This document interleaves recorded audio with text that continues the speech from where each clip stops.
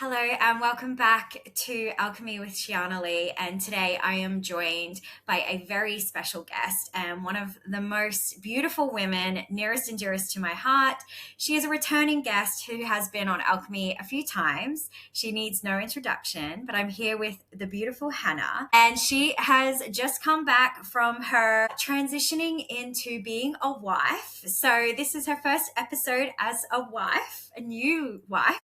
Mm-hmm. We actually connected in real life in Sedona to hold ceremony and, this delicious ceremonial space together.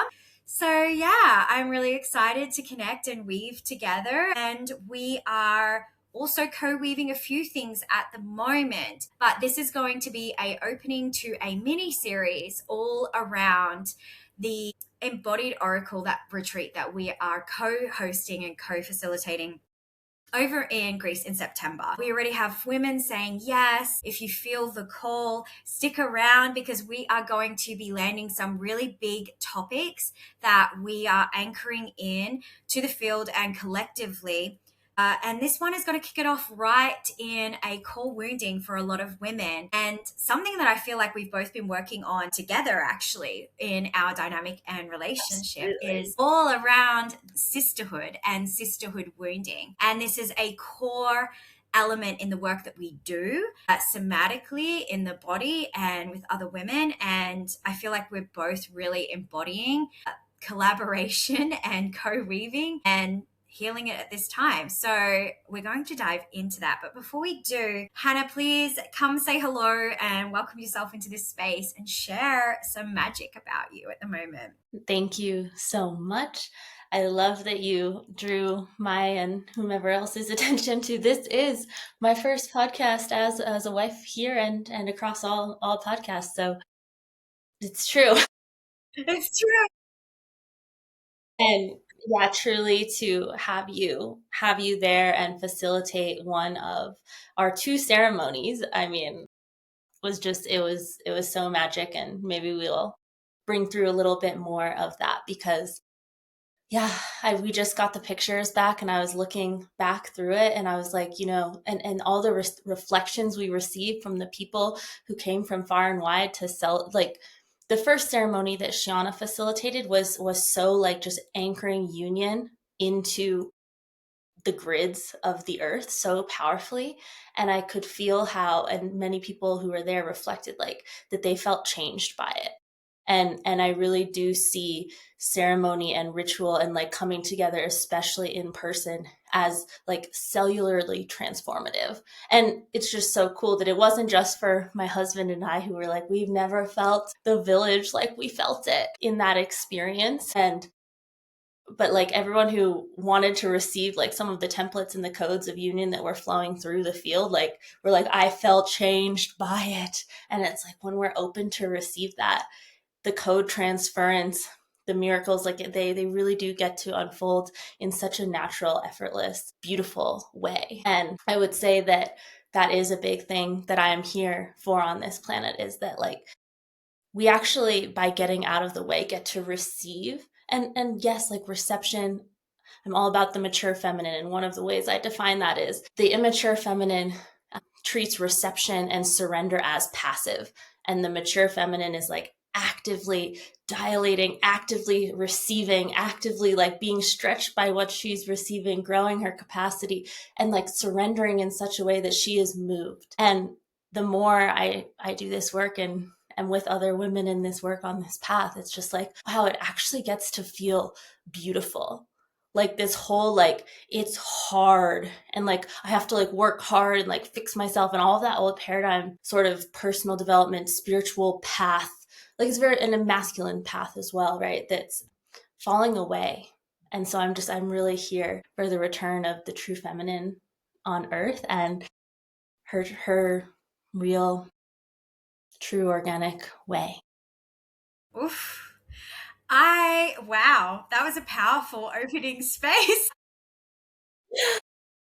I want to say, as somebody that was there at the ceremony, I can really attest to this because as we were anchoring in that ceremony and moving through it, I found like a dormant desire of mine that was to be in union and to call in a partner that I can actually create a legacy with. And legacy to me is not just about children, it's about, what we are giving back to the earth and what we're giving back to the generations to come, whether you choose to have child or can bear child or children or not. So that was something that really was anchored in strongly for me there. And it kind of just came on like a switch, like, actually, no, I think I'm ready for my next evolution in relationship, one that is collaborative and restorative and healing and revolutionary. And that has been something I have pushed away for a really long time. So, and yeah, it is just by showing up and receiving. Like, we didn't intentionally, yes, we were anchoring in union, yes, we were celebrating love and the land and being in ceremony, but I didn't actually have to do anything. I just showed up, received, and let my body open to the possibility and to truth, and I think that is, and it comes up like an eruption in the body, to be honest, and it feels really good.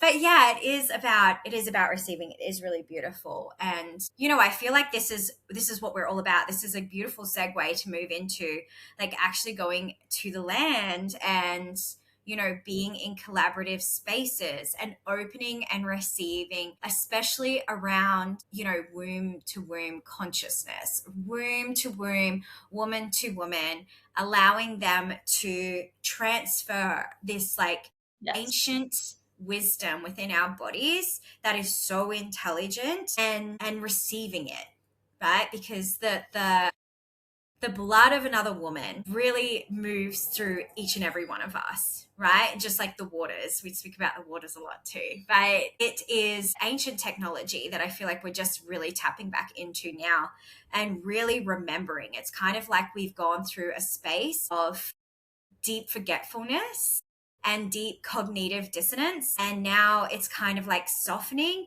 and where our bodies can actually receive more. Ooh, yes.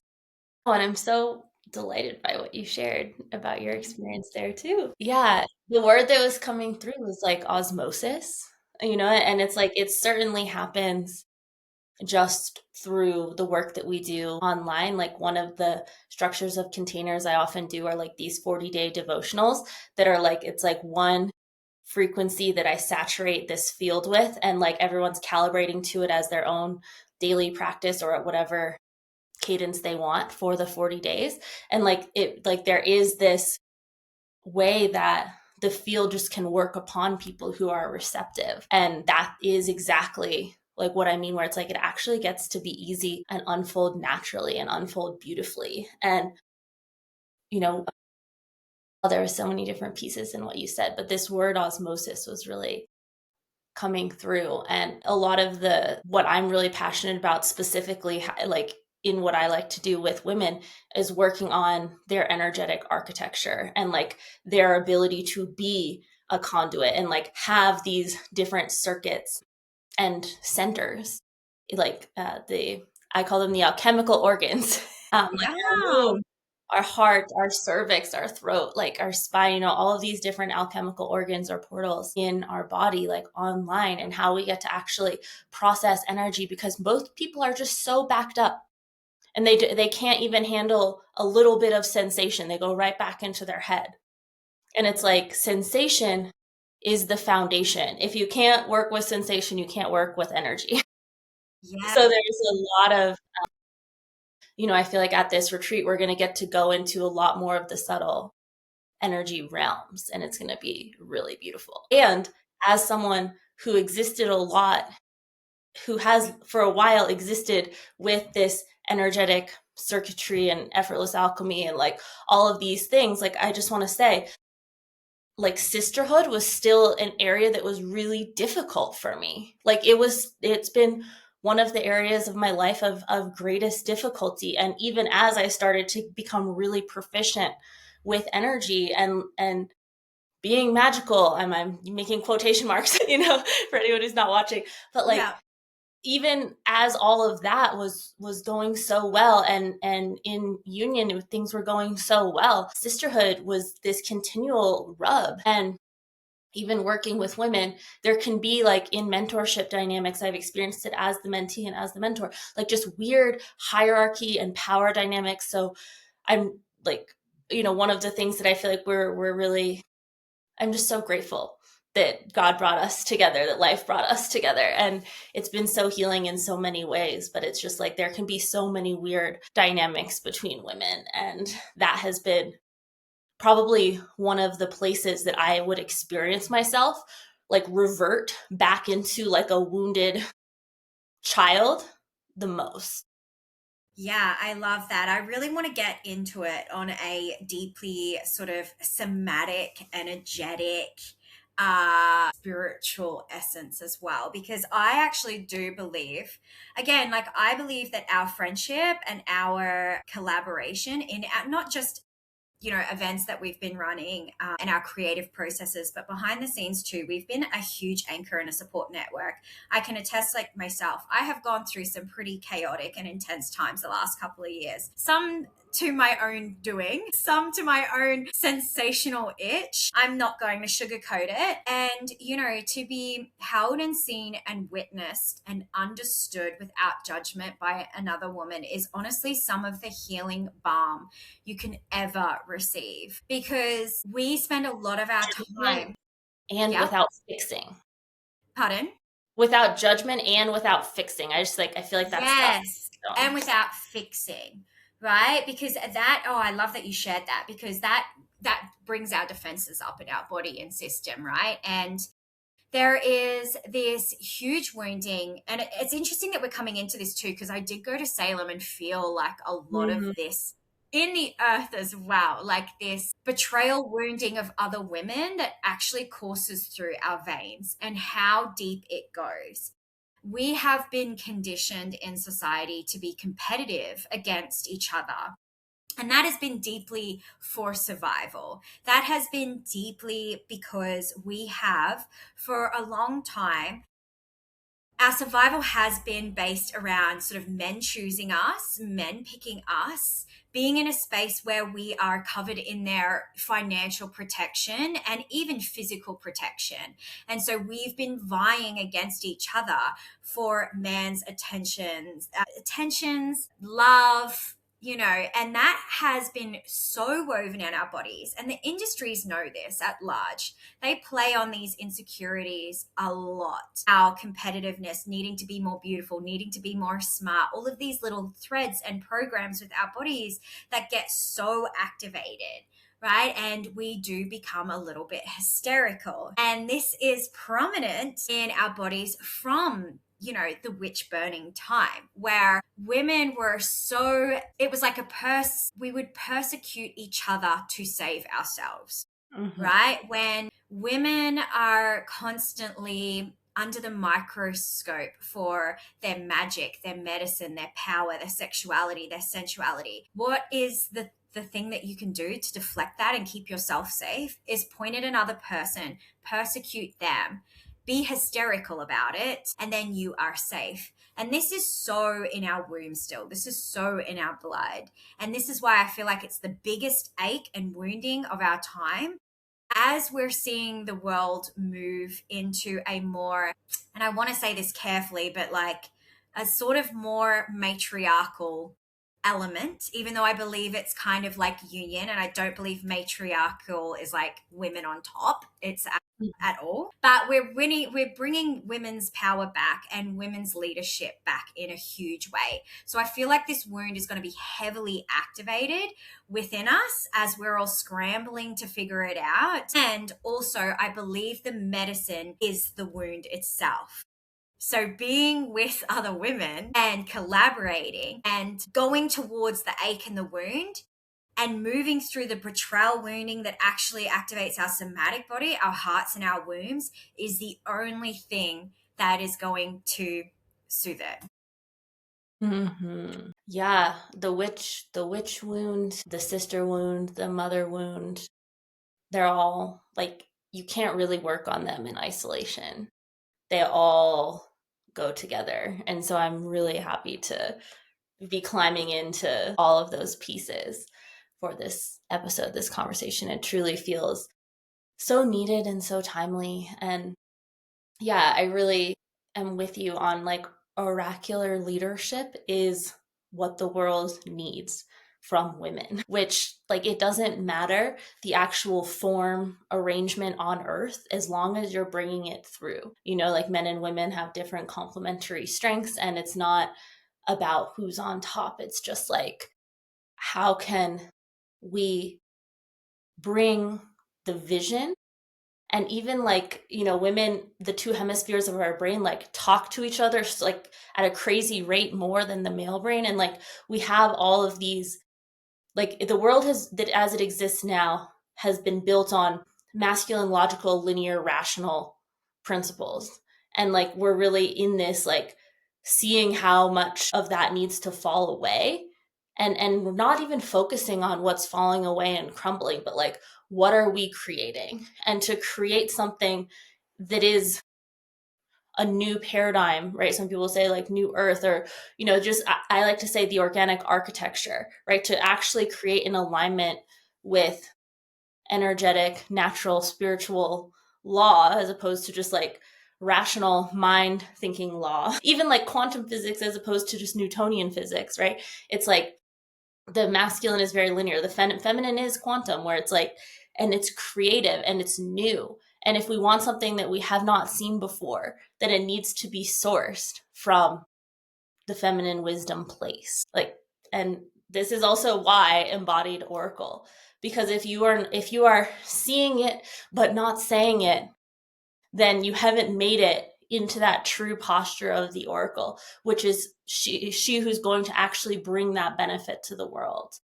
Whether it's just in your household, with your children, with your partner, telling them the things that you see, because women, we have this access not only to through our womb, right, which is quite literally drawing from source into the world, sourcing from the ultimate resource, God, our creator, and like birthing it into the world. We also have a different amount of access to the unseen and the field in general.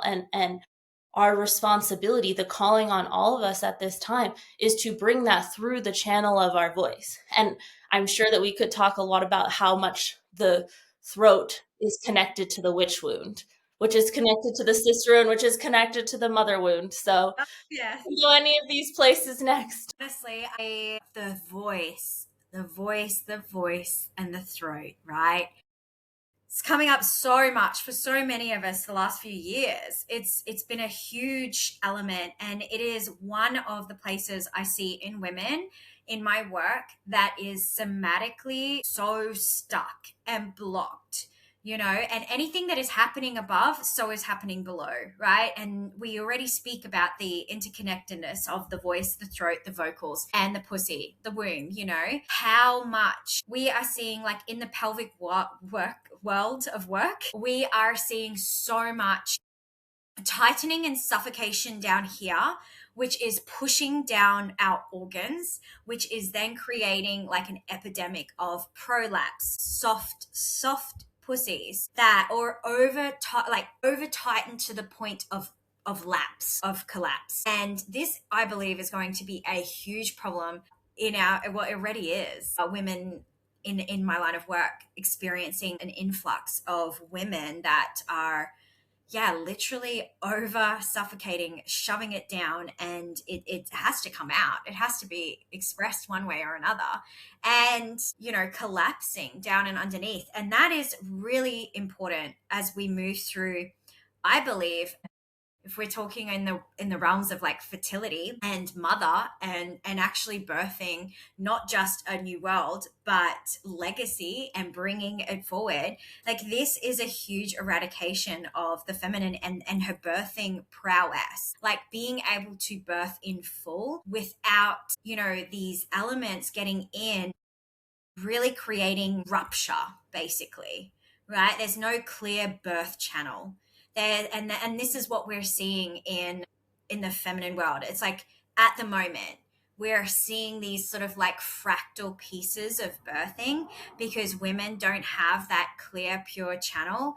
And you spoke about it before with the alchemical organs. I love that you speak of this because it's a huge piece of both of our work. You know, the throat is suffocating us, and we are breaking out, and we're going to war within ourselves, like inner turmoil.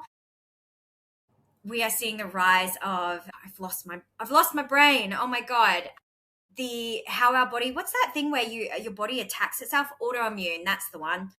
So we're seeing a rise of like autoimmune, and I truly believe that it stems from this, like Yes. suffocating it down. We're biting our tongues, we're clenching our jaws, we're not saying the thing that we need to say, and it all is congested within our body.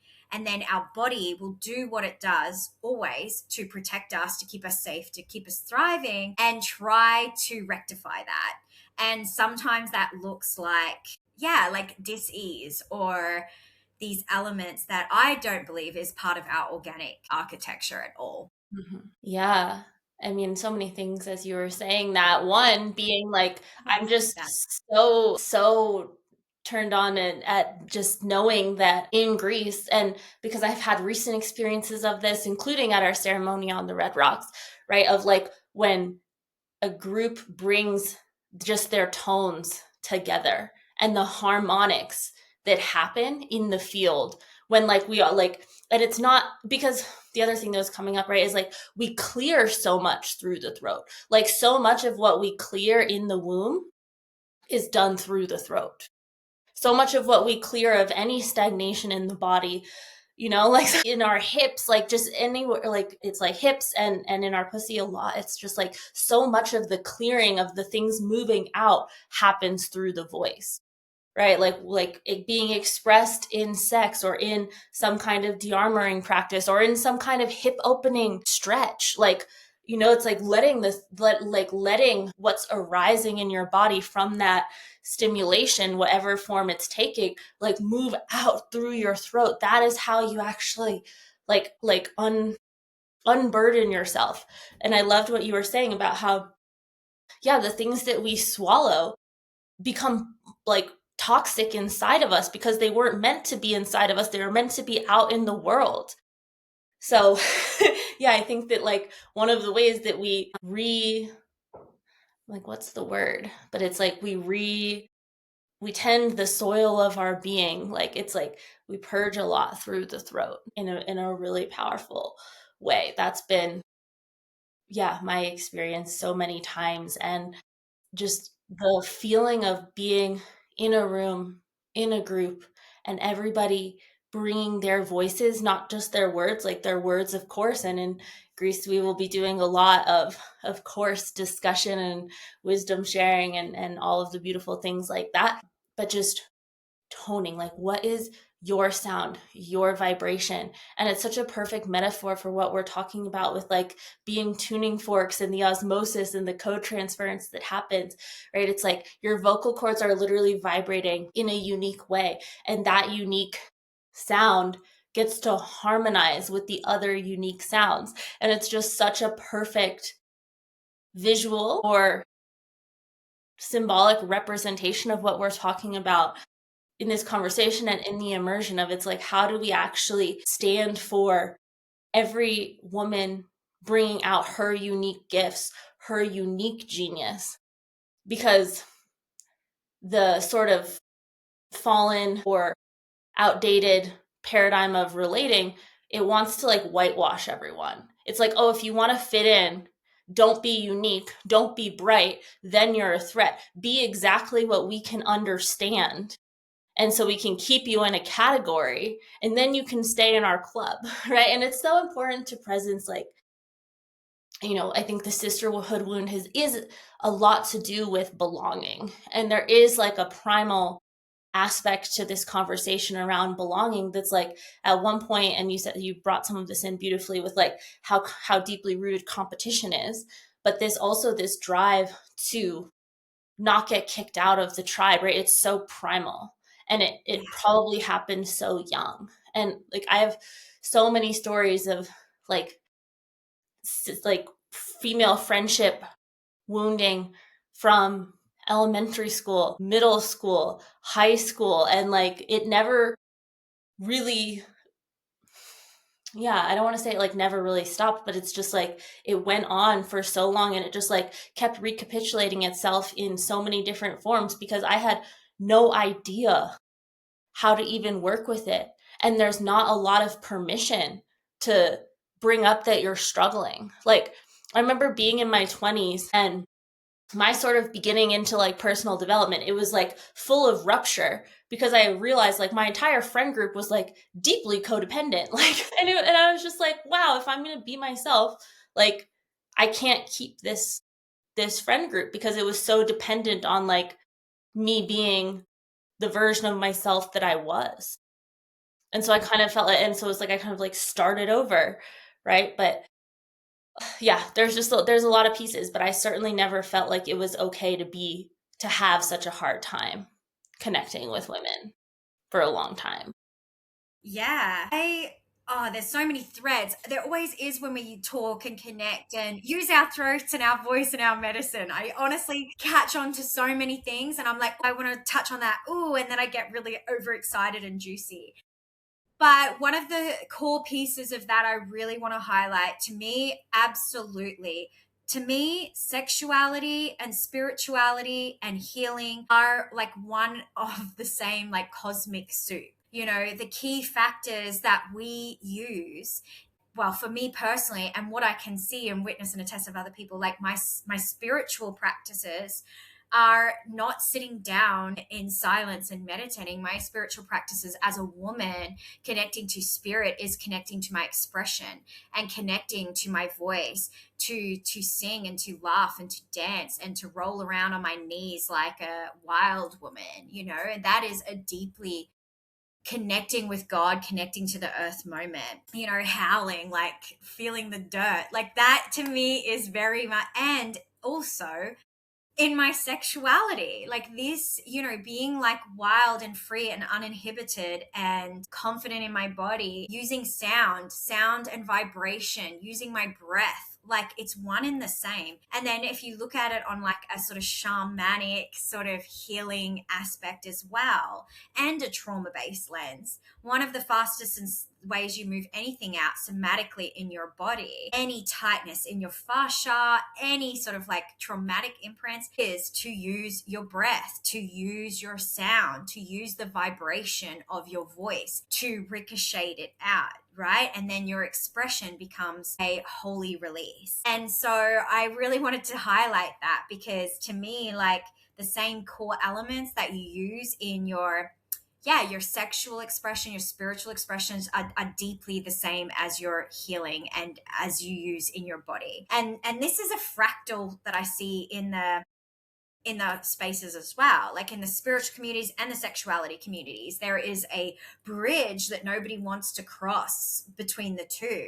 Like there is this, and it's just baffling to me because I believe that, you know, the same energy that we came to earth in is the same energy that we were made from, you know, like this sexual essence. Anyway, it's really interesting. I wanted to highlight that.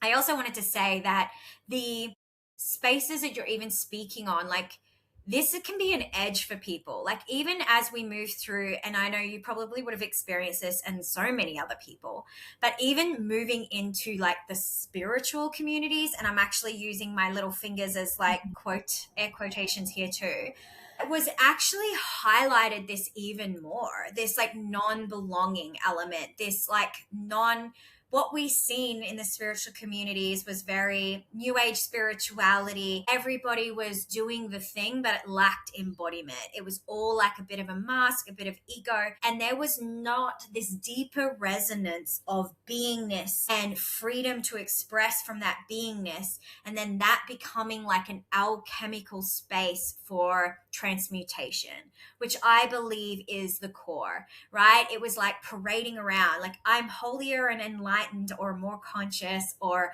more sexual or whatever. There was still this element of like competition between those threads. And I feel like this is why we're getting, you know, I think that sitting around a bush and picking berries while squatting down on the earth with your bare feet, and a group of women can sometimes be like the most spiritual, embodying, conscious, beautiful, like alchemical space for our bodies and for our belonging on a deeply primal level, because there's no masks, no facades. There is expression, talking, connecting, and just being. And I want to highlight that even though we're going into these spaces together, that is one of the core pieces that I feel has been completely eradicated from women's spaces, women's circles, women, these like whitewash spiritual yoga spaces. And I say that, because there was this sort of like facade of what you had to look like and dress like. And even right now, like, you know, I am so comfortable in my body and my skin and who I am, and you are too, that we're both showing up completely looking different today. I look like a little gypsy babe with like, and you look like an absolute goddess. I don't know if it's you being married, you're just I got my radiant. hair cut today. Yeah, your hair looks stunning. You look like a glamorous, like, I don't know, like high, I was getting into the vibes of the Greece immersion. I was like, let me put my pearls on, my like sort of beachy white top, and yeah. We both wore white, but we're very different elements of Greece here. I am like, that's what I love. It's like we are two different elements. We are two different, beams and atoms and buzzing around that.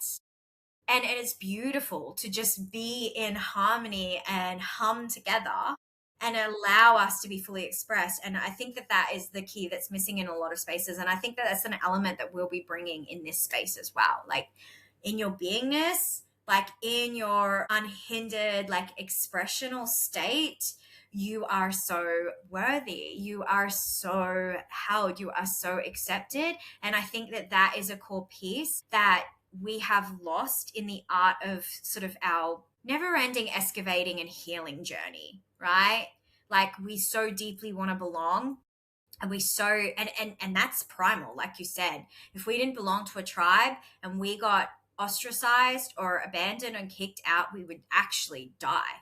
So we can understand why it's such a huge imprint in our body that we actually have to move through and be with. Yeah, and I think that there's so much of a bigger conversation happening about like the healing between men and women, versus like, and like I found it so much easier to do the unmasking with men. And I think there's a way that women have, and we touched on this earlier, like a different kind of sight. Men have their own kind of sight that is, very brilliant in its own way. But women, and I think everyone can kind of locate themselves within this who's listening to this, right? Where it's like, for me, it's been harder to take off all the masks around women. And again, I think it's because of all of like a lot of the pain I've experienced in relating with women over the course of my life that I've kind of mentioned. Because it's been consistent. And there's so many pieces around all of that I want to get into. And I'm like, how many tabs are we opening? But All the tabs. yeah, Open them all. because there's you said with like competing for men, right? And like jealousy, and like there's like a kill switch that women have. The crabs in the barrel analogy. No. Where it's like if there's crabs in a barrel and one crab starts to climb out of the barrel, the other crabs pull them down. And this is, yeah, yeah. And so there's a way that with like, and I think that anytime we're talking about a mask that was formed in survival, it's difficult to dismantle. And one of my one-on-one container that I've been running for like 3 years is called Naked, and it is about the unmasking. And a lot of the time it's like, how do I be so revealed with men, right? And because when we're revealed, we are feelable, and there's just like a way that it leans towards men, and it is so important that we work on our relationship with the masculine. And I'm just so excited to be bringing forward. It feels so ripe to be bringing forward like unmasking with women. And for me, I know that that has been difficult, and it's been in some ways like more intricate of a process where I'm like, wow, instead of like it's like almost like there was more thin layers. Like it was just like one coat of paint here, one coat of paint here, one coat of paint here, as opposed to like I just put this helmet on, Yeah. and because, and you also started to say so beautifully, it's like even in like spiritual sister circles, like, I spent a lot of time in places like Costa Rica and like Sedona, and like, there it's like kind of like the spiritual ego or the spiritual materialism version. And the thing that I've always appreciated about you, Sheeana, since we first started connecting, and like why I knew that we could really go deep and like do this together, collaborate, but also just like heal and like unmask so fully, is like, and I'd love to hear like your experience with this. For me, unmasking with women has been so like it's been, yeah, so I'm trying to think of the exact word. I'm like moving my body a lot for anyone who's I not heard. know. I'm loving it.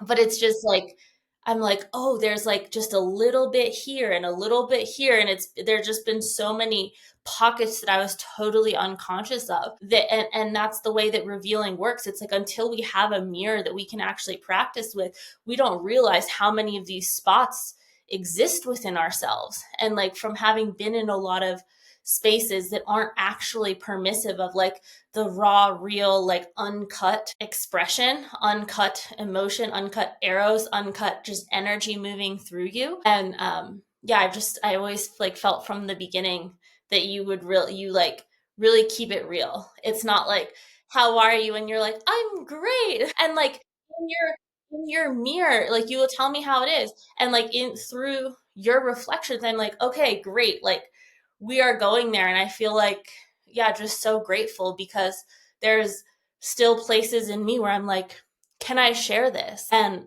I've had this like feeling of like I'm too much, or, like it's like, oh, can I really be real with this person? And so I just like, I see you as having really gone first in our connection in a way that's like really freed me, and to bring that, because it's like there's so many places where it's like, oh, I don't want to be a burden, or like I don't know if I could hold myself if I shared this and didn't feel met, you know? Like, so I thank you. And yeah, it's just like the unmasking and the revealing, it's a whole other level with women, because women see and perceive in a much different way than men do. Yeah. Yeah. So it's like our mechanisms to self-protect around women are way more nuanced and subtle and refined. That's been my experience. That is such a cool experience to reflect upon, actually.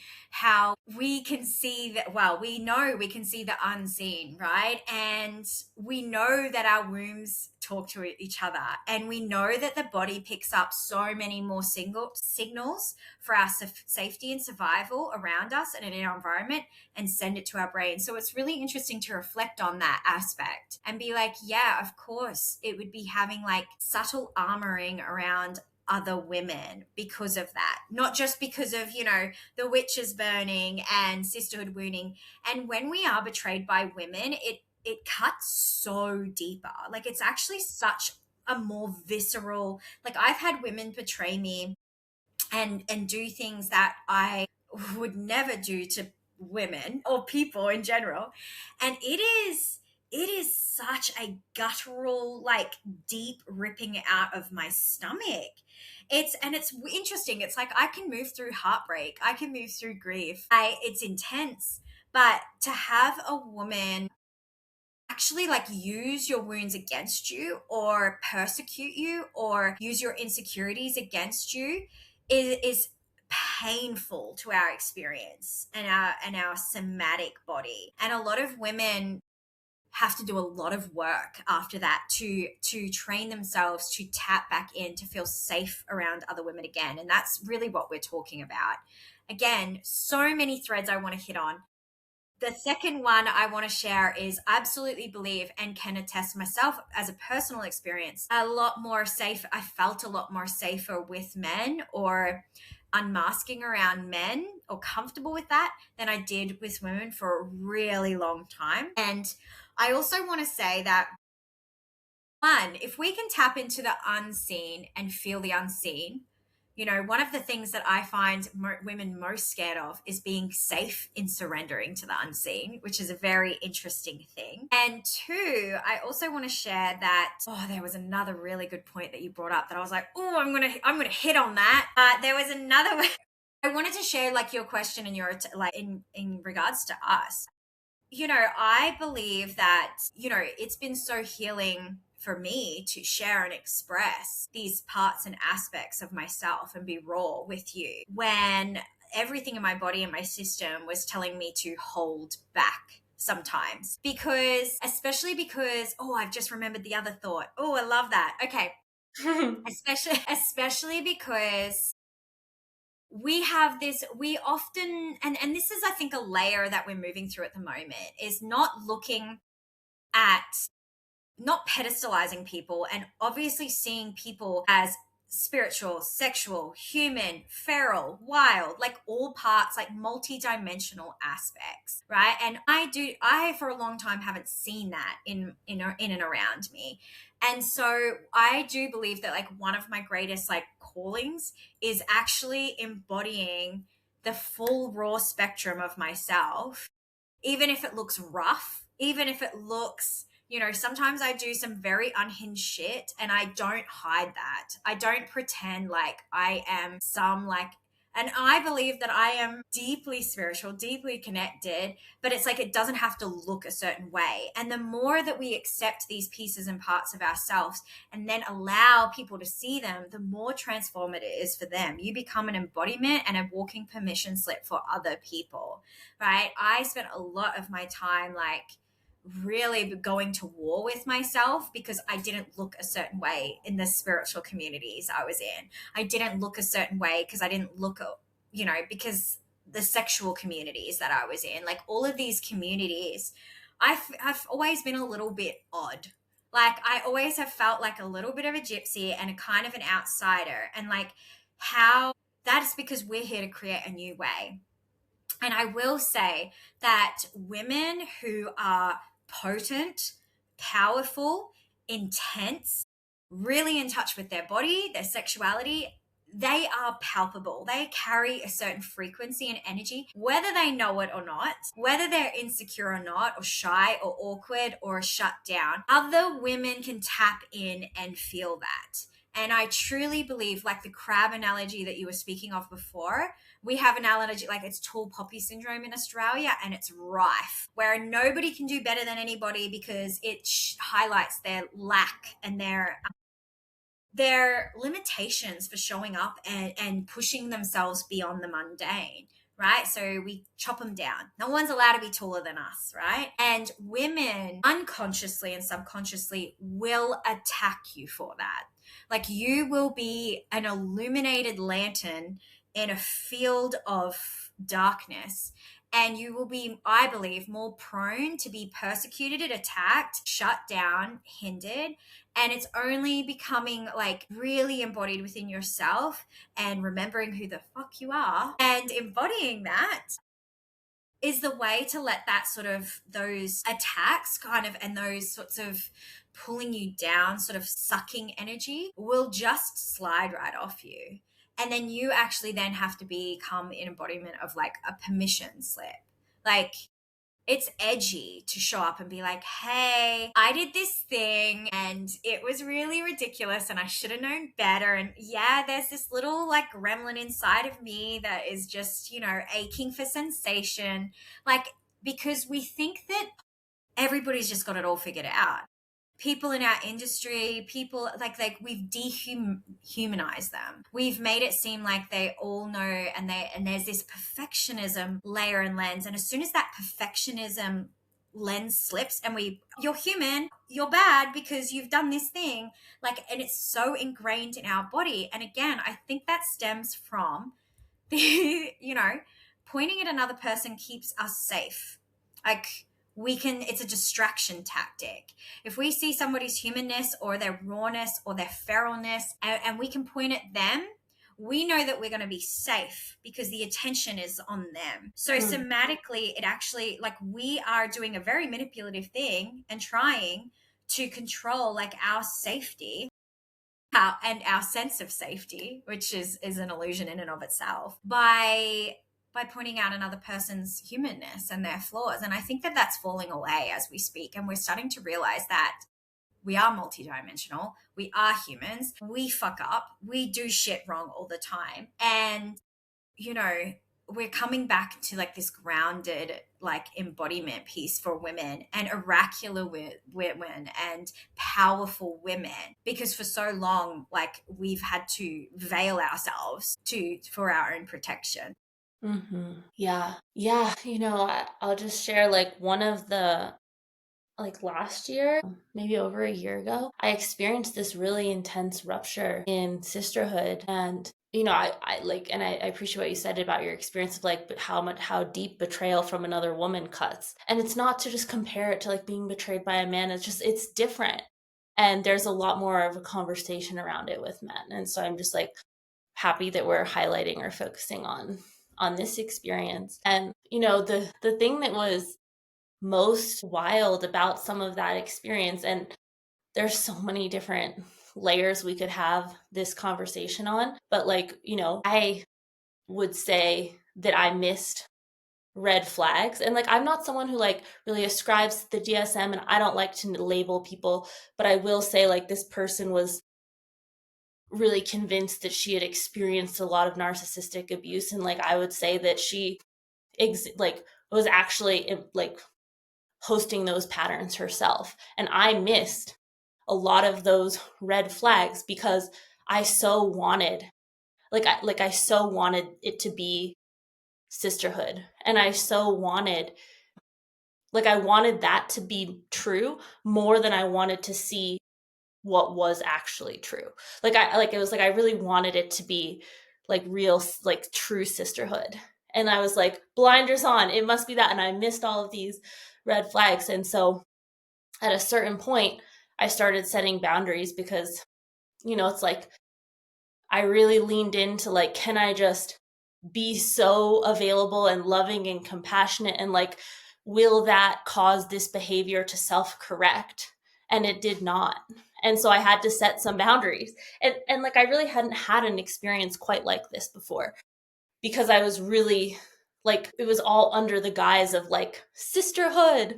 She was like a peer in the industry. She reached out to me on Instagram, like, and I don't know how much this happens, but it's like you and I connected on Instagram, and there's a way that, yeah, like we've met in person now. And I'm just like, oh, like it feels so much more real in a certain way too. Like it felt so real before, but it's just like there was such a like no going back threshold of us together in the flesh that was amazing, and I celebrate so much. And what I'll say about this experience too, and where I was going with this was like my system, because of how much pain, like I remember I went to boarding school, and I remember walking into a room where a conversation about me was happening, and this girl that I knew we weren't like best friends, but we had classes together, we like chatted in class, and she was just like, she basically said like about me, like she's such a slut.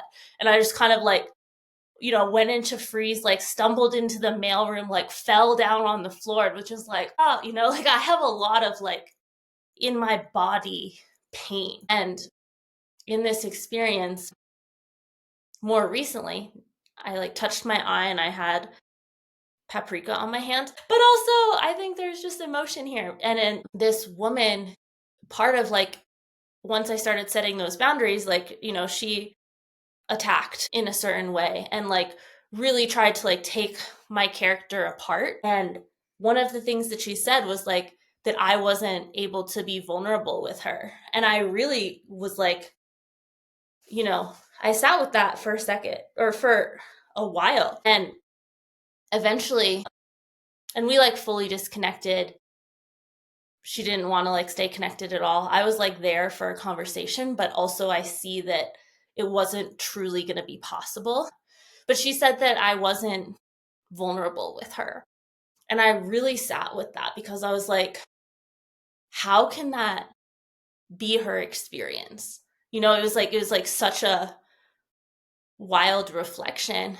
And one of the things that I ended up saying, because I was like, I feel like, and I'm someone who's always available for an amends process. Like, no matter what's happened, if you want to like have a genuine amends conversation where we're just like taking responsibility and returning each of our power to each other, because there was enmeshment and codependency in this dynamic as well.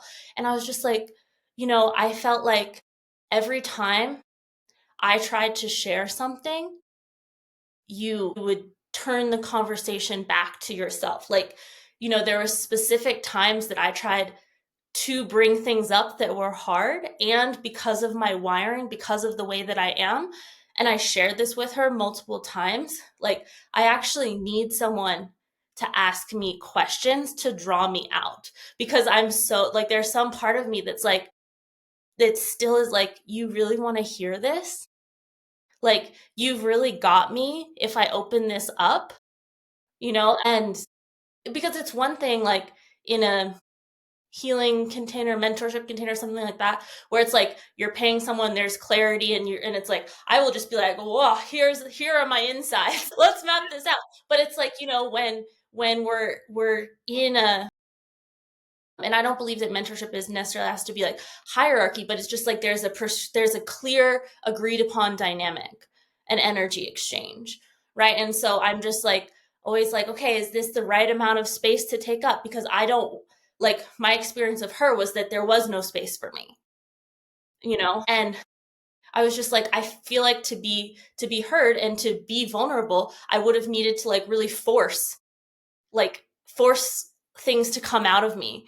And there's a different way where it's like having genuine curiosity and like not, yeah, and like something that I know about myself is like, I really need questions so that I trust that you're with me and that you want to hear this, because that's just like the wiring that I have. It was like, especially having siblings, I don't know who else has siblings, and like feeling like competing for attention and then compensating on the other side of that, of like not wanting to take up too much attention. And yeah, there's so much in these dynamics that I think it's just crazy that the cultural assumption is that like we should all just know how to do friendship, that we should all just know how to do sisterhood. And it's I think it's a gross miscalculation, or like a wrong assessment, that like, because people will invest to work on their relationships, people will invest to work on their business, like, and I'm like, where are the containers around like really healing women to women? Thank you so much for your raw and vulnerable share, being so vulnerable here. I love it when you get all vulnerable and show me your little heart and splay it out for the world to see. I really witness you in that, and your story will resonate with so many of us who have been ostracized, cast out, picked on, and had to really look at that, and then I feel like there's a little thing that you were really hitting on, is about, because that sisterhood wounding can run so deep sometimes, we as women will go into like overcompensating and overgiving, and the dynamic will Yes, leave us feeling drained in relationships. We don't exactly. really know how to set boundaries. We're always the one that's like, and I see this with a lot of like sensitive women, highly sensitive women on the spectrum, all those things, oracular women, they tend to really move into this space of overgiving and draining and self-abandoning for the sake of obtaining that thing. And I'm not just talking about like romantic relationships and intimacy, but even in friendships, like this in enmeshment, like you said, codependent, or this friendship where you're the one that is the giving, and it's unreciprocal, and it takes you a bit because you desire, like, it's such a beautiful wound in us that wants to be fulfilled. It is a deep primal need for us to belong with other women and to feel like we are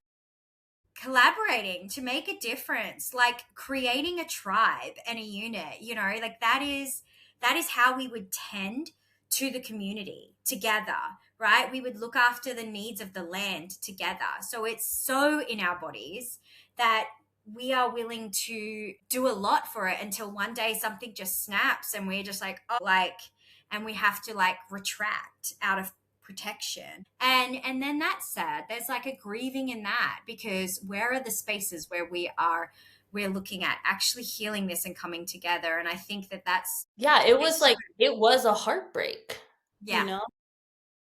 Yeah, absolutely. It is. Most of the women I work with have experienced this, and are shocked by how deeply it impacts their body and their system and their womb, because it's ancient. Like, and I don't mean to say this like when we're looking at it on a primal level. I'm trying to say this right, but I'm just going to raw dog it. Men are our natural predators, right? And I'm putting that in air quotes, right? It's almost like we are, and I don't believe that that's supposed to be true, but when we're looking at society and the inverted systems that are in place, most women are assaulted, abused, raped, hurt, and tormented by men, the opposite sex of our species, right? So there is this element of like, we almost kind of expect it or brace it, especially by what we've seen. But women, that is like coming from mother. Like, that is like, we don't expect that, because women as mothers are the natural protectors, right? Like the protectors of the community, protectors of innocence, protectors of children.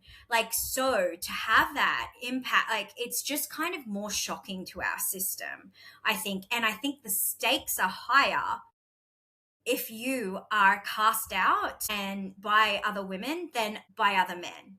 Right? Mm-hmm. So if you are cast Yeah. out, the stakes are higher. Like, if you don't get that man, or if you are hurt, abandoned, ostracized by that man, you still have your community. You still have your women. You're still in your tribe. You go get another man for survival, right? And I'm talking very primal shit here. This is It's what I want true you to. with lions, with wolves. Uh-huh. Yeah, exactly. So when but women being cast out by other women, that is deeply impacting. That is a fear of death wounding, right? Because then you are actually cast out by the community. You are alone.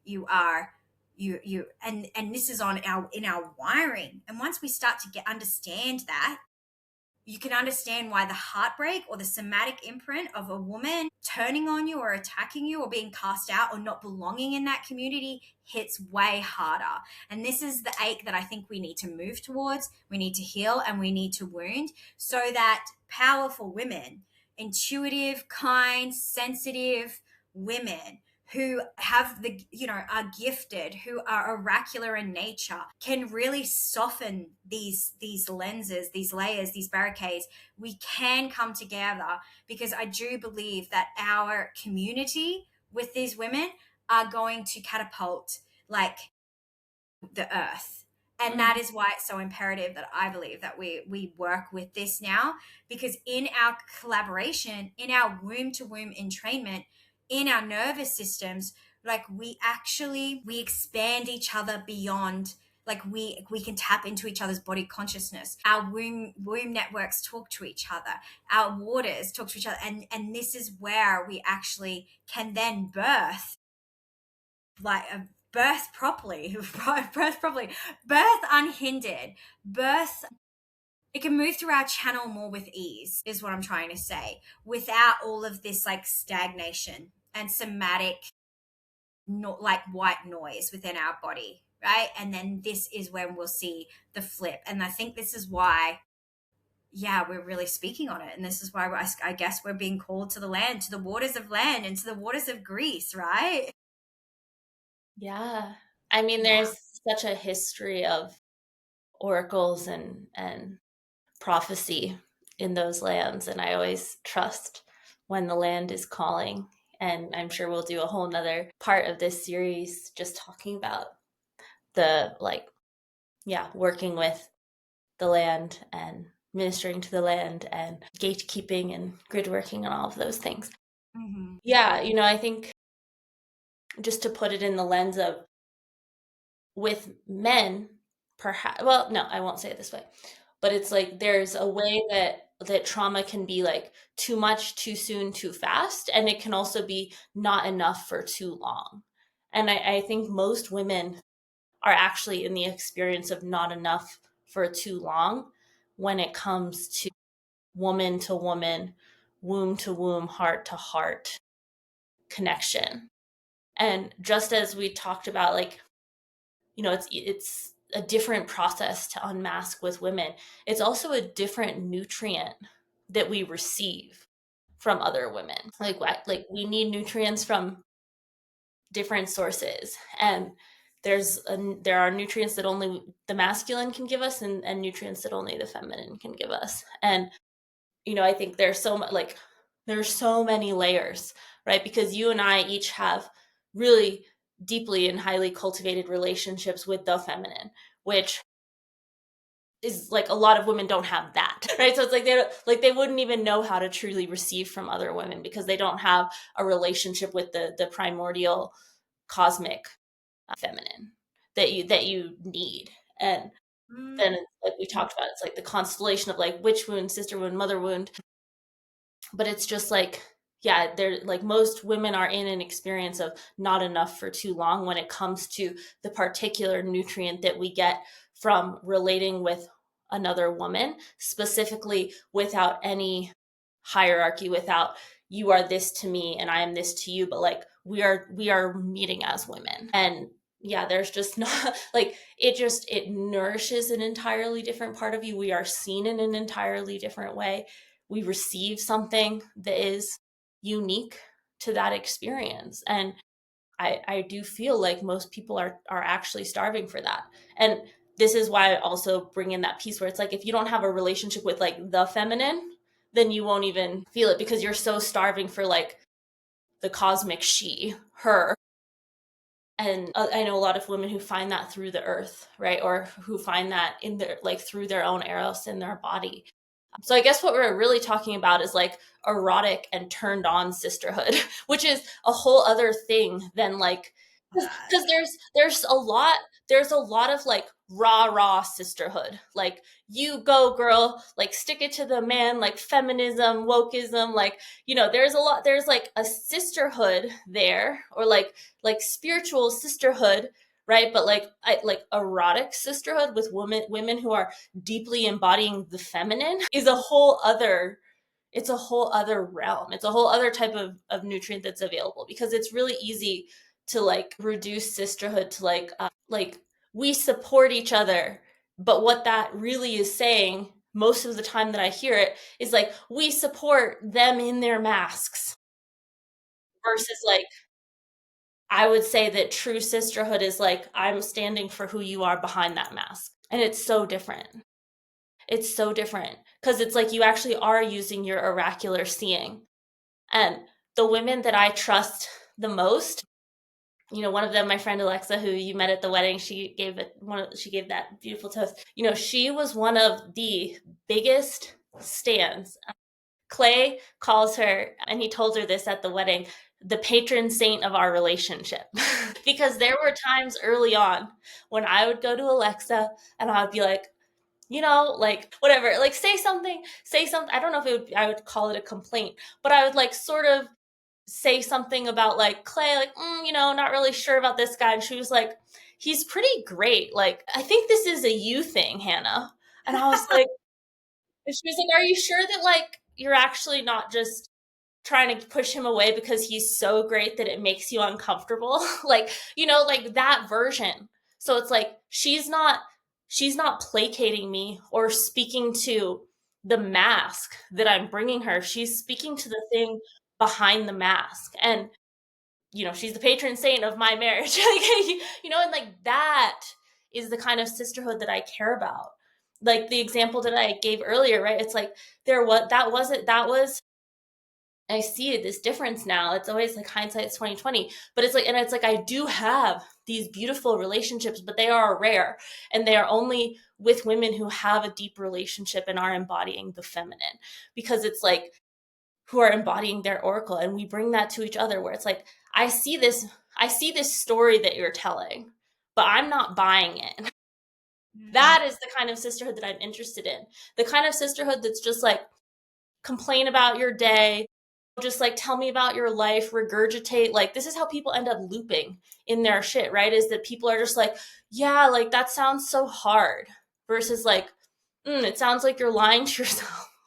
It sounds like that's not true. Oh, it sounds like that's not actually what you want. Why are you putting up with that? Instead of just like, here's what's hard and here's how I'm suffering, and just like, tell me it's going to be okay. Like, that kind of thing you can go out and get anywhere.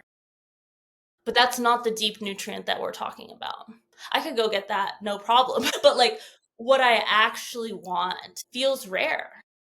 And so I feel like everything is kind of coalescing around like, how do we bring this so that it's there for everyone who wants it and can receive it. That was such a powerful share, and I loved it so much. And I feel like you've really just, yeah, anchored in kind of the end of our little call. Our little call. I say that, but it's probably been so massive because you really have highlighted the truth of it.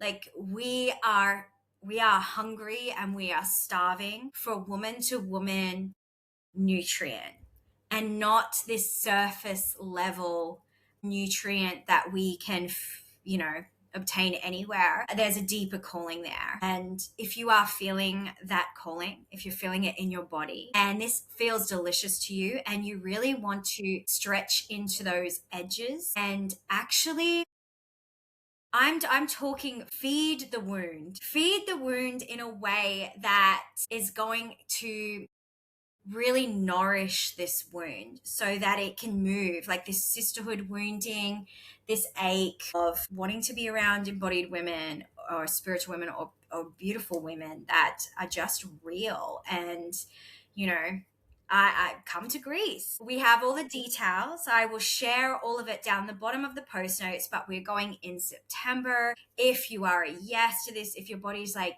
feeling the call of this, like the land, the water, the womb, these sort of unwinding and unmasking with other women to just be, so that you can actually truly see for yourself like who you are, Mm-hmm. come to Grace. I'm so excited. I think it's going to be so beautiful. We have a few women in there already, because the only way that we can address the sisterhood is to create it. So like you said, the only way we can do this is by sitting with how we want to move back into true connected sisterhood and not anything that we've been sold. Like, how are we going to embody that? How are we going to like birth that into the world? And we can only do that together. So It's yeah. also, it's like, how do you bring your oracle not just to men but to women? How do you bring your oracle to the world? Like, it is the embodied oracle immersion. It is, how do you bring forth what is within you? How do you embody and be the oracle that you are designed and destined to be in every area of your life? When it comes to your purpose, your vocation, your business, your spiritual mission, when it comes to your relationship, your union, or your relationship with the masculine at whole, with every man and with every woman, because that is when your presence is a gift. And when your presence is a gift, you will be endlessly receiving. And, I know Yeah. that these are all topics that we'll be talking about, like, what does it mean to descend and to embody and to receive and to surrender? Like, having this relationship with being so nourished from within you by source in both the masculine and feminine aspects. And Yes. like, just like living that, walking that out. And we're going to do so many amazing, like, deep body, like somatic practices, erotic practices, vocal practices. Like, it just, and in person, like, it will change you cellularly in a no going back way. So like, please, if you feel it, reach out to either of us, both of us. We would love to chat with you about it. It's going to be so beautiful and like a truly unique opportunity. My oracle says it's very important to travel this year. I don't know who else is doing that, but I'm feeling that too. It's interesting you say that because I have been sitting. Part of me was like, when I came back to Australia, I was like, I need to plant roots. I need to be anchored. And I've come back and I'm sitting in this space and I'm connecting, and I'm being told, no, that is not what we're doing. That is not what we're doing. And I'm feel like I'm gonna leave again soon. So it's interesting you say that because I think a lot of us are feeling that call. And I also wanted to say that birthing your oracle or embodying your oracle and bringing it out into the world is the place that most women get stuck, right? People know these things, people have it inside of them, people can understand their nature, but it's like, how do we tend to that fire and stoke it and bring it forth into the world? And I think that this is going to be, like you said, this is going to be a bit of a birthing canal for that. Exactly. Like, if you know that you have gifts of wisdom, your oracle nature, and there is this, like, I would say, like, this wall or this something is tripping you up every time you try and birth it out into the world. Like To say the this, thing. yeah, this is it. This is the thing, that because that's where most women, most gifted, sensitive women get stuck. And then they constantly loop inside themselves. And so they're not actually bringing it out into the world. And this is the thing that's going to, like, tend to that. And There's so much like spiritual perfectionism and things like that that are part of it, and we're blasting through all of it. We are yeah, obliterating all of that. So pew, pew, come pew. join us. Pew, pew, pew. Yeah, come and join us. I feel like, yeah, I'll put all this in the notes and we would love to see you there. We've already got some incredible women. And yeah, I feel like that is it. Did you want to say anything else before we take off? This is just one part of this series too. So Yeah, journey just with look us, and forward to the next we're one. going to share more. We've got more goodness to share around this. So stay tuned for the next one. Hannah, it's been a pleasure. I love you so fucking much. You light up my life and my heart so much, and I'm so grateful for you and our collaboration and our energy to be intertwining. It's medicine. Yeah, thank you so much. I appreciate you and love you as well. Thank you, anyone here who has been listening, and we appreciate you and hope to see you in Greece. Bye. Bye.